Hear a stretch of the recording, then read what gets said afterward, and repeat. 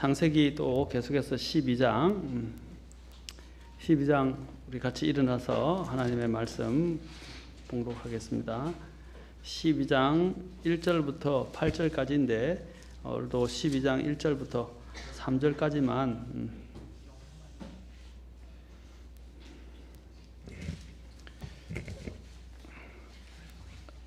4절까지 보겠습니다. 자, 같이 다 찾으셨으면 한 음성으로 같이 읽도록 하겠습니다. 자, 시작. 그런데 전에 주께서 아브라함에게 이르시되 너는 내 고향과 친족과 아버지 집에서 나와 내가 내게 보여줄 땅으로 가라. 내가 너로부터 큰 민족을 만들고 내게 복을 주어 내 이름을 크게 하리니 내가 복이 되리라. 너를 축복하는 자들에게는 내가 복을 주고 너를 저주하는 자에게는 저주를 내리리니 내 안에서 땅의 모든 가족들이 복을 받으리라 하셨더라. 이처럼 아브라함이 주께서 자기에게 말씀하신 대로 떠나갔고 롯도 그와 함께 갔으며 아브라함이 하란을 떠날 때에 75세였더라. 기도하겠습니다. 하나님, 오늘 이 시간도 주님 함께 하시고 하나님의 말씀에 힘이 있게 하시고 또 말씀을 우리의 생명이 되게 하시며 또 성령께서 이 시간 우리가 그 말씀을 받을 수 있도록 또 주장하시고 또 인도해 주시기를 원합니다. 주님께서 이 모든 시간을 주장하시고 또한 영광 받으시기를 원하며 우리 주 예수님의 존귀하신 전함을 받도록 기도합니다. 아멘. 앉으시겠습니다. 자, 하나님의 이러한 위대한 부르심에 우리가 응답하는 것에 대해서 이제 부르심의 권한과 부르심의 목적에 대해서 우리가 지난 시간에 살펴봤습니다. 그리고 아브라함의 부르심이 어떤 종류의 부르심인지 이제 아브라함의 부르심에 대해서 우리가 살펴봤습니다.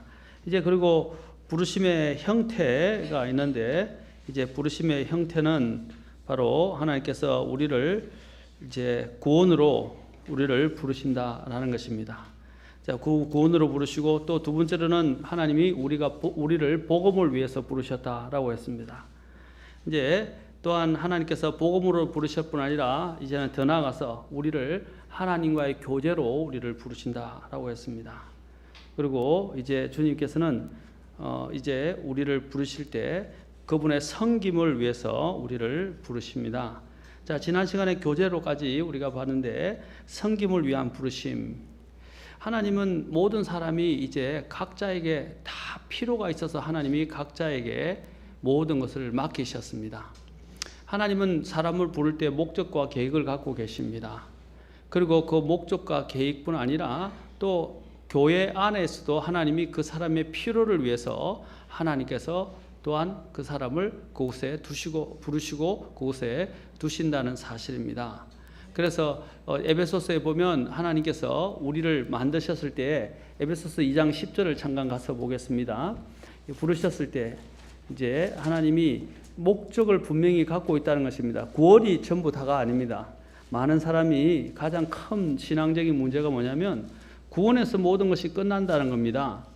구원이 모든 것의 종지부가 아니라 종착적이 아니라 시작점입니다. 그래서 8절 9절에서는 우리가 믿음을 통해 은혜로 구원을 받은 것에 대해서 여기서 이야기하고 있습니다. 자, 10절에 보면 우리는 그분의 작품이요 그리스도 예수님 안에서 자 보십시오. 선한 행위를 하도록 창조된 자들이니라. 하나님께서 그 선한 행위를 미리 정하신 것은 우리가 그 행위 가운데 걷게 하려 하심이라. 여러분 이렇게 생각하시면 돼요. 하나님이 회사에서도 군대에서 보면 각 보직이 있어요. 보직이라고 그럽니다. 그 보직을 우리가 다른 말로 영어로 TO라고 그러는데 그 보직에 이제 필요성이 있어. 이 보직에 두 사람이 필요합니다. 한 사람이 필요합니다. 각 부서별로 총합을 합니다. 그래서 이제 그것을 보고 위에서 인사해서 이제 인사 발령을 해요. 그래서 이제 어느 각 부대에서 필요하면 부대에 맞는 충원을 보내주고 그 충원에서 각 대대별로 또 어떻게 하냐면 각 티어에 따라서 사람을 분배를 합니다. 그렇죠? 분배를 합니다. 어떤 때는 그 필요가 약간 바뀌어서 그 지휘관의 재량에 따라서 그 사람의 티어는 그렇게 정해졌지만 보직은 정해졌지만 그러나 그것을 바꿔서 이제 일을 시키기도 합니다만은 보통 그 이야기한 티오 그 보직에 따라서 사람을 그렇죠? 등용을 합니다. 맞습니까?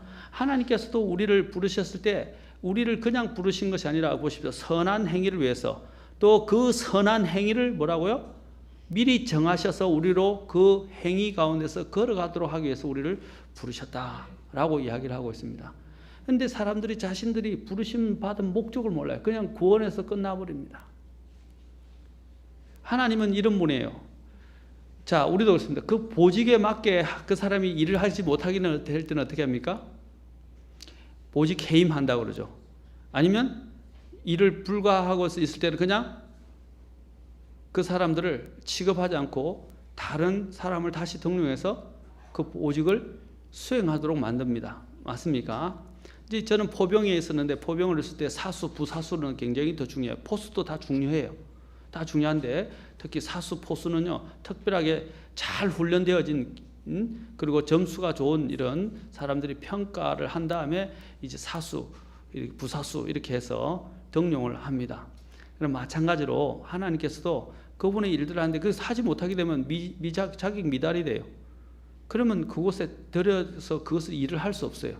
하나님께서 하시는 원리 중에 하나 우리가 배워야 될 게 뭐냐면 하나님은 돌들을 명하여 외치게 하신다는 말씀처럼 하나님은 심지어는 그 사람이 그 역할을 못하면 차라리 다른 어떤 도구를 심지어는 악한 자를 통해서도 그 일을 하십니다.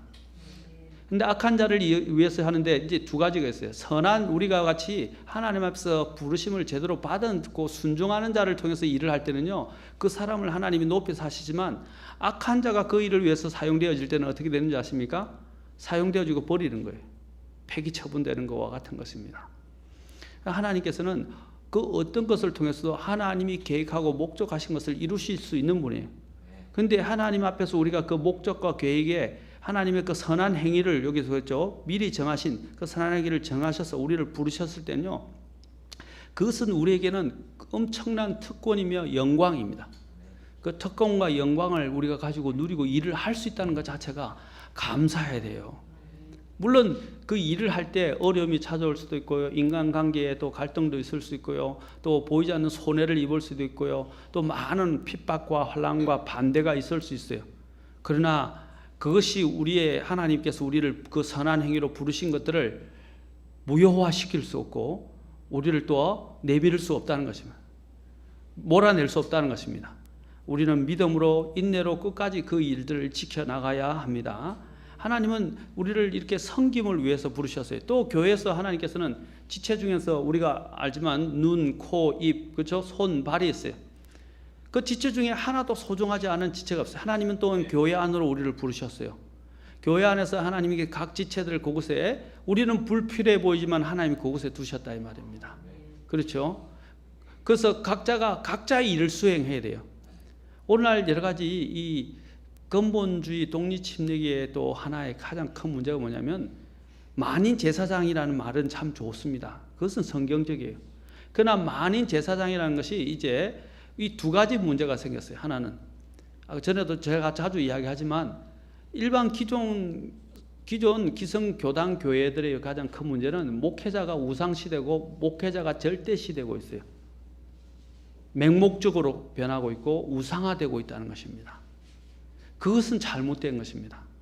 그러나 이제 또 근본적인 독립침례에서는 만인 제사장설 때문에 모든 사람이 다 주님의 제사장이고 부르심을 받았다는 것 때문에 또 어떻게 하냐면 또 목회자를 너무 무시해 버려요.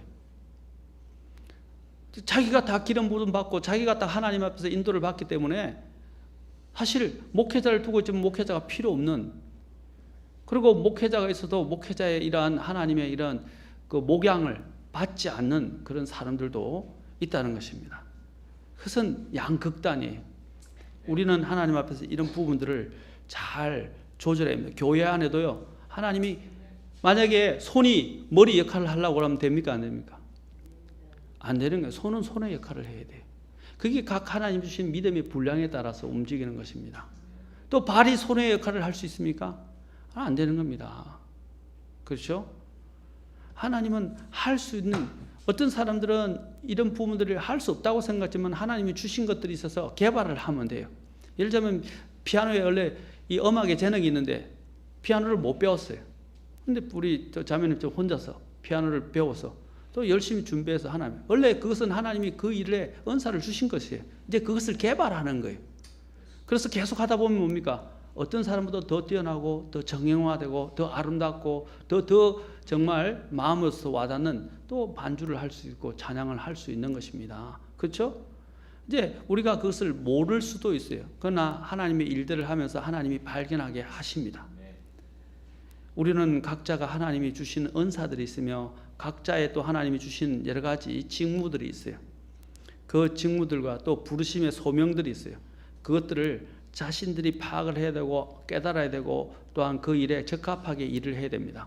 그리고 넘어서서 남의 분량까지, 내 믿음의 분량을 넘어서서 판단하고 내 믿음의 분량을 넘어서서 다른 사람의 일까지 하려고 하면 안 됩니다.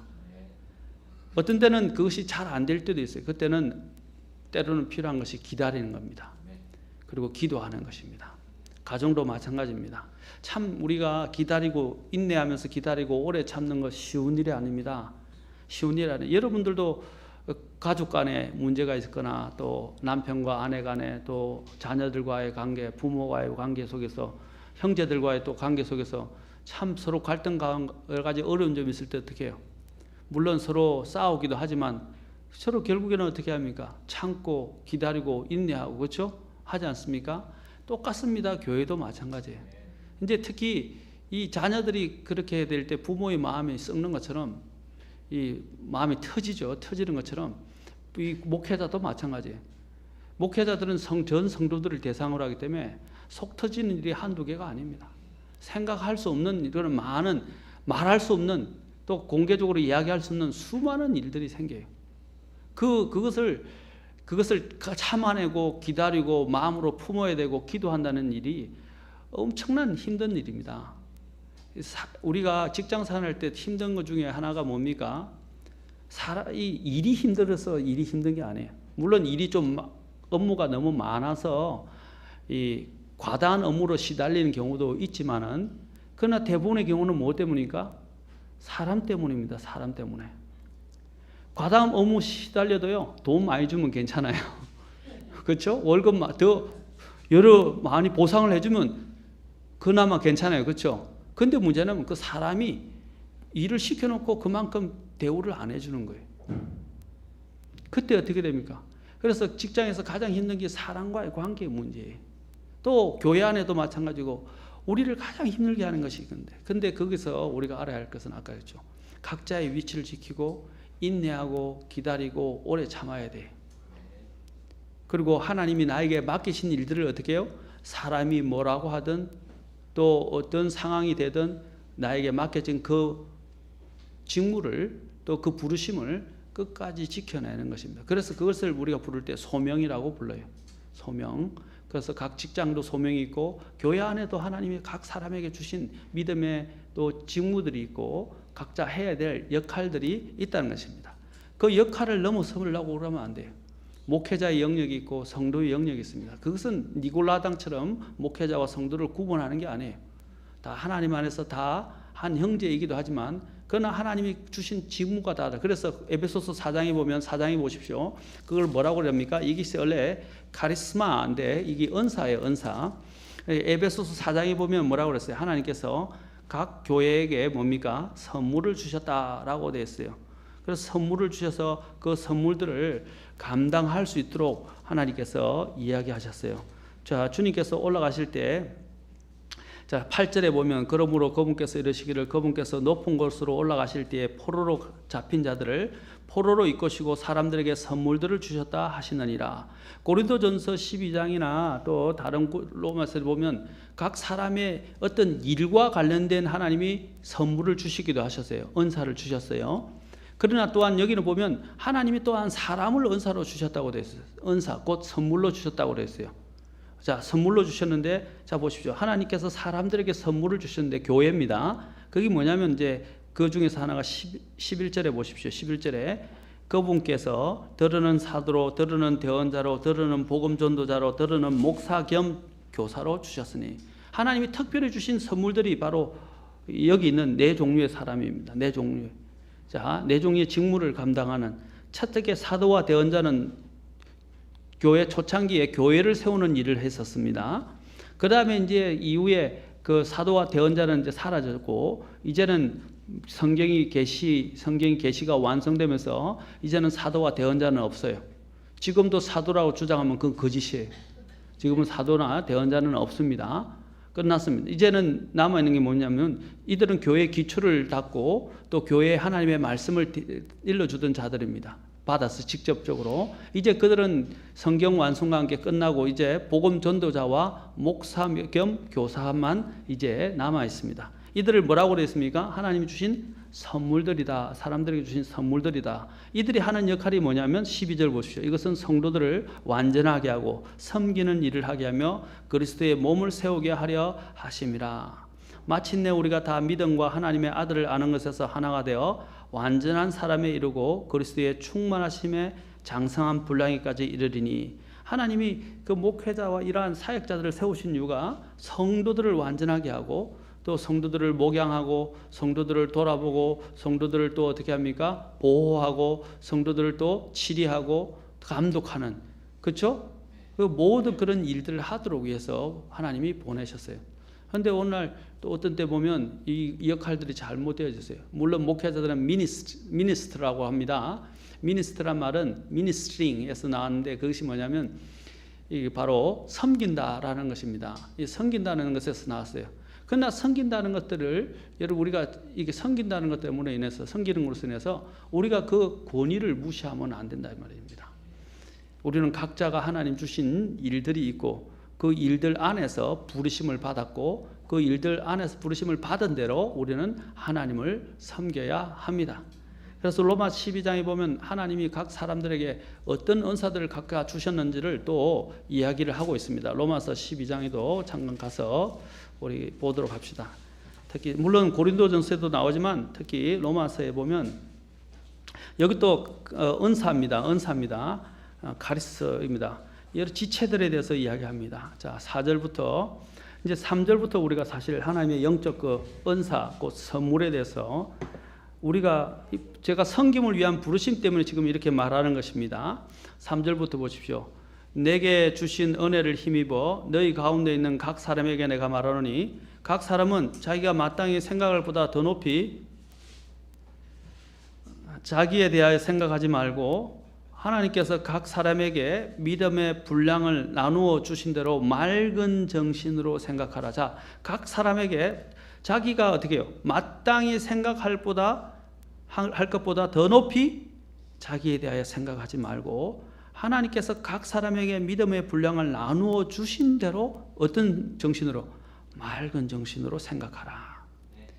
이 맑은 정신은 그래요. 사람이 그래요. 어떤 것에 이 정신이 팔리고 어떤 것에 마음이 빼앗기면요, 그 이해는 생각을 못해요. 이거는 흐린 생각입니다. 지금 여기서 뭐냐면 맑은 정신으로 생각. 자, 뭐냐? 4절. 우리가 한 몸에 많은 지체를 가지고 있되 모든 지체가 같은 직무를 가지고 있지는 아니하나니 이와 같이 우리도 여럿이지만 그리스도 안에서 한 몸이요 각 사람이 서로 지체이니라. 자, 여러 지체들에 대해서 자 6절 그런즉 우리에게 주신 은혜에 따라 우리가 다른 선물, 이게 은사입니다. 선물들을 가지고 있으니 대언이면 우리가 믿음의 분량대로 대언하고 사역이면 우리가 사역하는 일로 섬기며 다 믿음의 분량대로 하는 겁니다. 가르치는 자는 가르치는 일로 섬기고 권면하는 자는 권면하는 일로 섬기며 주는 자는 단순함으로 그 일을 하고 다스리는 자는 부지런함으로 긍휼을 베푸는 자는 즐거움으로 할 것이니라. 그리고 또한 10절부터도 또 각자 이렇게 그 역할들을 감당하는 이런 부분들을 우리가 어떻게 해야 하는지 또 여기서 계속 삶에 대해서 이야기를 하고 있습니다. 자, 우리는 각각 부르심이 또 달라요. 특히 사도행전 또 13장에 보면 하나님께서 그 각 사람들에게 필요에 따라서 또 사역을 위해서 특별히 불러서 구별시켜서 또 사역을 맡기시는 일들이 나타납니다. 하나님이 13장 2절에 보면 특히 바울과 바나바, 성령 하나님께서 바울과 바나바를 어떻게 해요? 구별하여 세우라라고 말씀하십니다. 그렇죠? 그래서 이제 사울과 바나바, 곧 바울이죠. 사울과 바나바를 구별하여 4개로 구별하여 그들을 이제 파송을 하도록 하시면, 이 최소 이제 선교 일을 하기 시작하는 겁니다. 선교사 파송이죠. 그래서 선교의 일들을 감당하게 합니다. 그래서 사도 바울이 이 바나바와 함께 1차 선교 여행을 떠나게 되는데, 거기서 사도행전 13장부터 14장에 나오기 시작합니다. 그렇죠? 자, 또 사도행전 28장에 보면 하나님께서 또 어떻게 했어요? 20장에 보면 하나님께서 또 목양자들을, 하나님께서 각 목양자들을 세우신 것들을 이야기합니다. 성령님께서 어떻게 했어요? 성령님께서 그 목양자들을 어떻게 했어요? 임명하셨다고 말하고 있습니다. 임명하여 세우셨다고 되어 있습니다. 그래서 하나님이 세우시는 거예요. 하나님의 부르심에 맞게 일을 하는 것입니다. 우리 모두는, 목회자든 성도든 각 사람들이 하나님 앞에 부르심을 받은 대로 이제 우리가 그 일들을 감당해야 합니다. 그런데 어떤 사람들은 내가 무엇을 해야 될지 모르는 사람들이 있어요. 구원을 받고 난 다음에도. 세상이 이래서 참 힘든 거예요. 딱 자신이 맡은 대로 분량이 있게 착착착 이렇게 움직이면 뭐 얼마나 좋아요. 그런데 그게 사람이다 보니까, 또 사람은 자유의지를 갖고 있다 보니까 그게 그렇게 되지 않아요. 제가 부모로서 우리 자녀들 봐도 속이 터질 때가 한두 번이 아닌데, 이 하나님께서 우리 성도들을 보면 어떻겠습니까? 그거 생각하면 하나님이 참 오래 참으시는 분이다. 그렇죠? 하나님 속이 말이 아니실 것 같아요. 그렇죠? 그런데 하나님은 어떻게 합니까? 우리에 대하여 선대하시고 오래 참으시고 긍휼을 풍성히 베푸신다는 겁니다. 참 감사할 일이죠. 자, 우리는 하나님 앞에서 각자가 하나님 앞에서 부르심을 받은 대로 섬김을 위해서 부르심을 받았습니다. 하나님은 그 일들을 우리가 하기를 원하십니다. 그것을 성경은 또한 선한 일이라고 말하고 있습니다. 그리스도를 믿기 전에 하는 선한 일은 다 소용없는 일이지만, 허사이지만, 그리스도를 믿고 그 하나님이 부르신 그 선한 행위에 여러분이 참여하게 되면 그것은 영원히 남는 것이에요. 영원히. 그 다음에 이제 하나님이 우리를 부르심은 뭐냐면, 이제 마지막으로 거룩으로 하나님은 우리를 부르셨습니다. 거룩으로. 이제 거룩, 베드로전서 1장 14절부터 15절 우리가 하고, 자, 데살로니가전서 2장 12절을 보도록 하겠습니다. 베드로전서 1장 14절 15절 우리가 잘 아는 말씀입니다.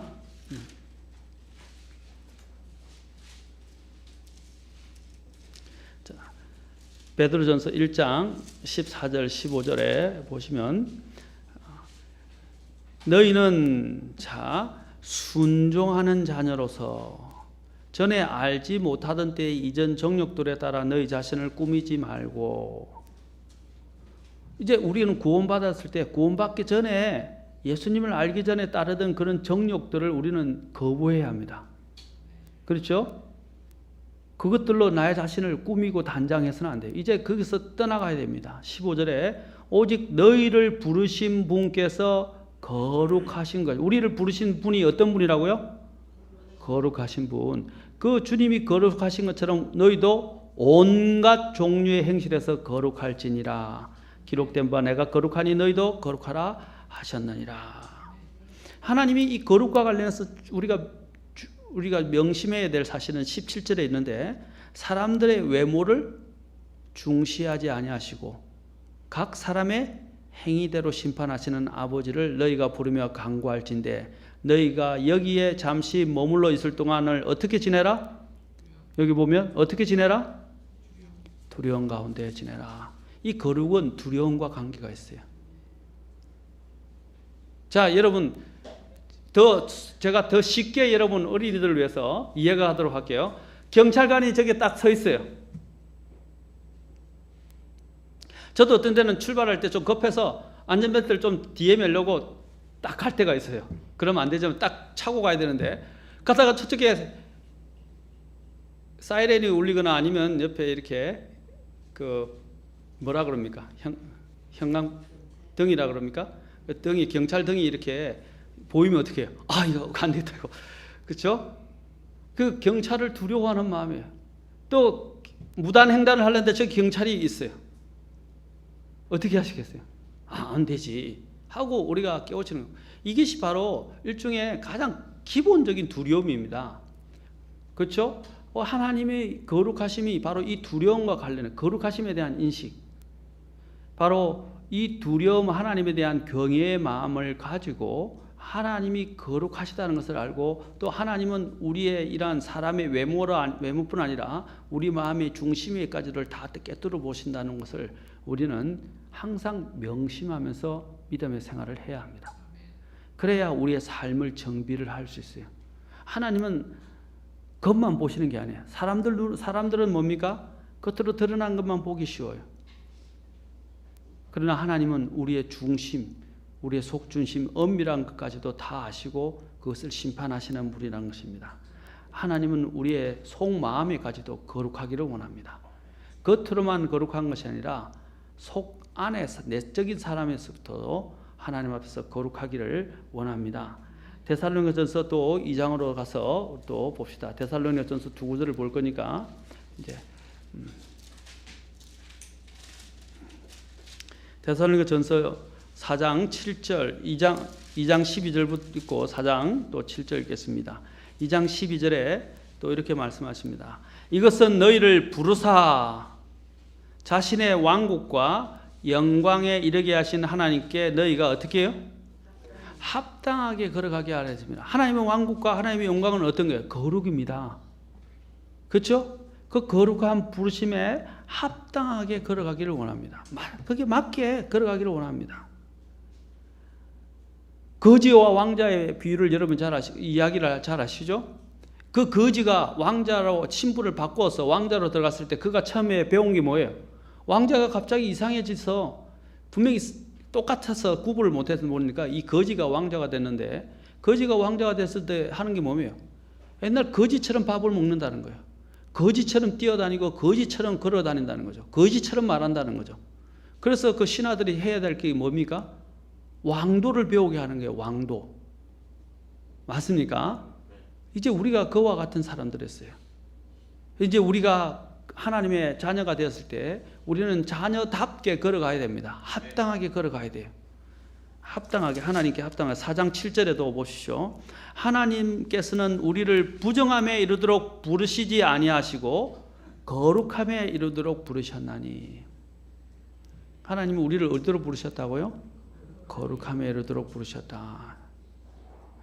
그래서 이제는 우리가 더 이상 더러움에 내어주면 안 돼요. 여러분, 똥이 더럽습니까? 똥보다 더 더러운 게 하나님이 사람 마음이 더 더럽다고 그랬어요. 우리의 마음에 이러한 더러움을 우리는 계속 쌓아두고 있으면 안 돼. 또 더러움이 들어오도록 해서도 안 돼. 하나님이 그것은 어떻게 하나님에 대한 두려움에서부터 시작됩니다. 하나님에 대한 두려움을 갖고 있을 때 우리는 더 거룩으로 나아갈 수 있어요. 참 이게 말은 쉬운데 쉽지 않아요. 저도요, 순식간에 수많은 생각들이 밀려옵니다. 수많은 또 더럽고 또 추잡하고 또 생각해서는 안 되는 것들이 어떻게 해요? 유혹이, 그렇죠, 이렇게 이야기하죠. 새가 날아가는 것은 우리가 막을 수 없지만 새가 내 머리 위로 둥지를 트게 하지는 말라 그랬죠. 그게 이제 유혹은 우리가 막을 수 있어요. 우리가 그런 걸 보면서 그런 생각이 싹싹싹 들어옵니다. 우리가 해야 할 일은 뭡니까? 믿음으로, 믿음의 방패를 가지고 어떻게 해요? 그 모든 유혹을 물리쳐야 됩니다. 믿음의 방패가 거기서 있는 거예요. 맞습니까? 믿음으로 그것을 물리쳐야 돼요. 그리고 내가 뭘 생각해야 되냐? 내 내적으로 하나님이 내 안에 계신다라는 것을 기억하셔야 됩니다. 그래서 하나님에 대한 내 안에 계시니까 어떻게 해요? 그것을 깨끗게 해야 되고 잘 보존해야 되고, 영적으로 그렇죠? 하나님이 보시기에 합당하게 그분이 내 안에 내주하실 수 있도록 만들어야 됩니다. 그게 바로 두려움에서부터 시작하는 거예요. 우리는 하나님께서 거룩하심으로 우리를 부르셨습니다. 디모데후서 2장 19절에서도 또 말씀하십니다. 자, 디모데후서 오늘까지만 하겠습니다. 오늘 짧게. 수요일 날 여러분들이 많이 피곤하고 직장에서 오시고 또 일하다 오셔서 이렇게 많이 피곤해 하시고 힘들어서 요즘은 조금 제가 더 짧게 하겠다고 이제 좀 입장을 바꿨습니다. 짧게 한다니까 다들 좋아하시면서 굉장히 그냥 피로가 다 풀리시는 것 같아요. 디모데후서 2장 19절 같이 읽겠습니다. 시작. 그럼에도 불구하고 하나님의 기초는 확고히 서 있고 거기에는 주께서 자신의 백성인 자들을 아시느니라 하며 또 그리스도의 이름을 부르는 자마다 불법에서 떠날지어다 하는 글이 담긴 이 보온이 있느니라. 자, 모르겠어요. 주께서 자신의 백성들을 아시고 그리스도의 이름을 부르는 자는 불법에서 떠나라 라고 말씀하십니다.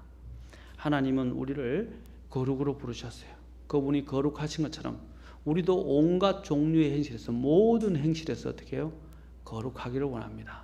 겉으로만 아니라 우리의 마음의 중심에서부터 하나님을 두려워하는 가운데, 경외하는 가운데 우리가 정말 하나님 앞에서 거룩함을 유지하고 하나님 앞에 가기를 원합니다. 왜냐하면 하나님이 거룩하시기 때문입니다.